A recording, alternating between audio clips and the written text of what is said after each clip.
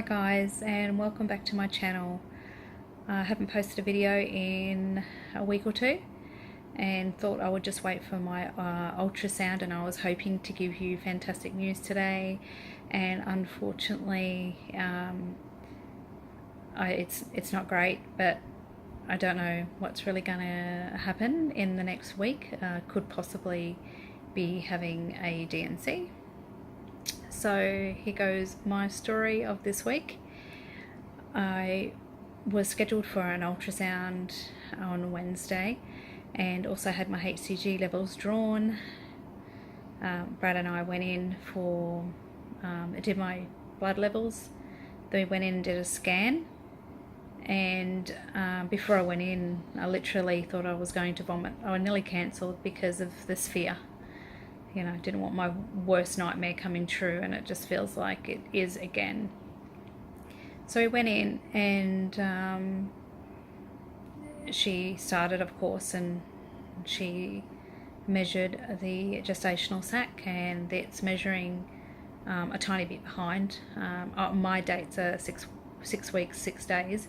It measured 6 weeks 4 days, so which isn't too bad, which was over between 17 and 18 millimeters.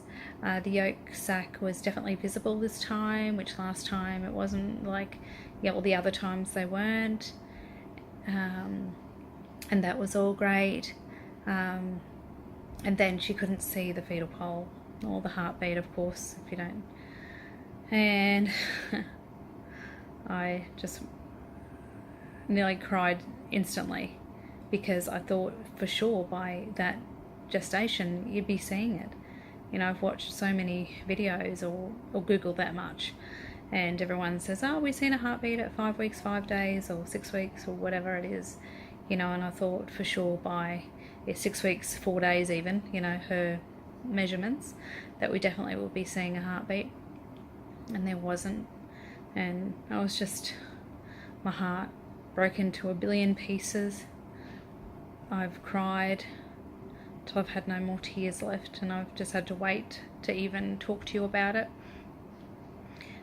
So the only thing that is that every time we've had an ultrasound throughout other miscarriages, the techs have always said, oh look, we think this isn't a viable pregnancy. And this time the tech had said, don't panic with what you see on the screen. Straight up, she was like that. But how can you not panic, you know, when you don't see a heartbeat?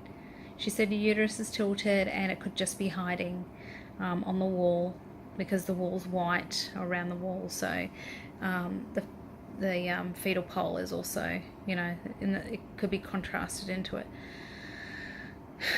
It's just so hard.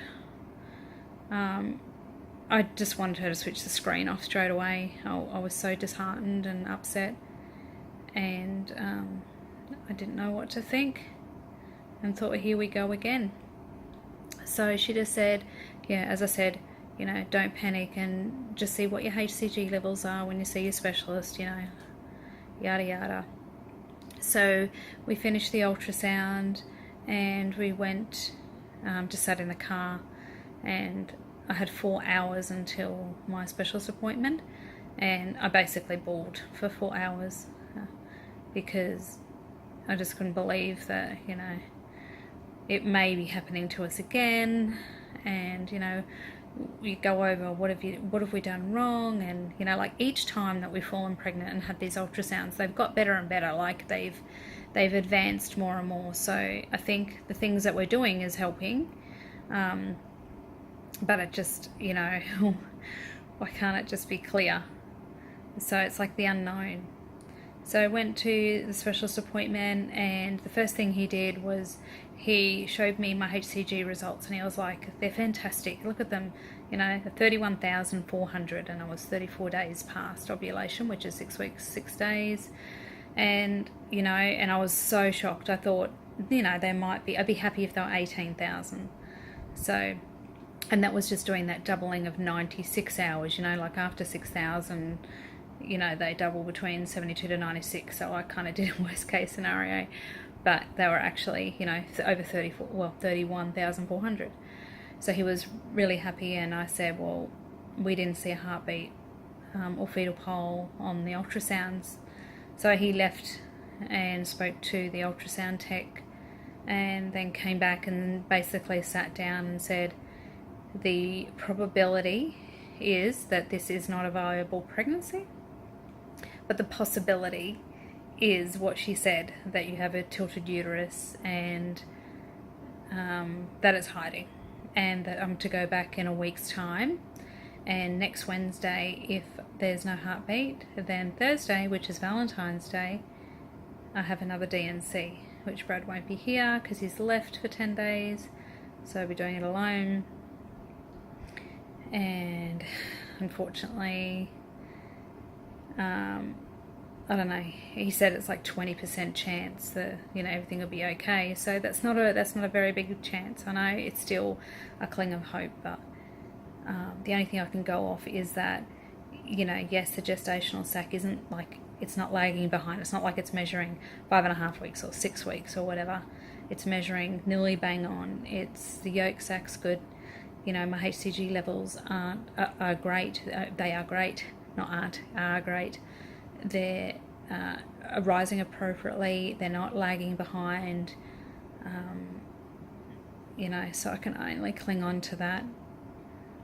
But I just feel that here we go again. You know, I just don't know how I'm going to deal with the week and the stress thinking about it. But I'll just have to cling on to that everything's going to be okay and keep taking what I've been taking. And, you know, I wonder that the progesterone, you know, isn't holding on to the pregnancy. I'm not sure. If anybody else has success stories out there that didn't see their heartbeat at that time and then they seen it the second time, I'm not sure. But it's just hard not to think it's not going to be good. You know, they make you hold on to hope every time, and I'm nearly sick of it. I'm just like, stop. It's so heartbreaking that I just want to go, yep, okay, it's not viable, that's it, and let's deal with it for the week, and then if everything's okay Wednesday, go, you know, be really happy. But it's really hard to stay positive, and I don't know how to, and because I'm by myself at the moment, it's really hard as well. So I'll can only wait till next Wednesday and update you again. Maybe if it's bad, I may not update you Wednesday, but I'll try. If it's good, of course, you know, not only will I update you, I'm hoping to have a recording of heartbeat if there's a heartbeat. So at the end of this clip, I will just insert the photo I've got so far of the gestational sac and the yolk sac. That's all I have at the moment, and we'll go from there. So if you have any comments, leave them down below. And thank you so much for being here for me and being so supportive and subscribing and following my journey. And I hope that we're still going to keep following this journey. And if not, then, you know, we just start all over again and we try again. It's the only thing we can do. So eventually, you know, there's got to be a good outcome. So I hope everybody has a great weekend, and I'll update you soon. Take care.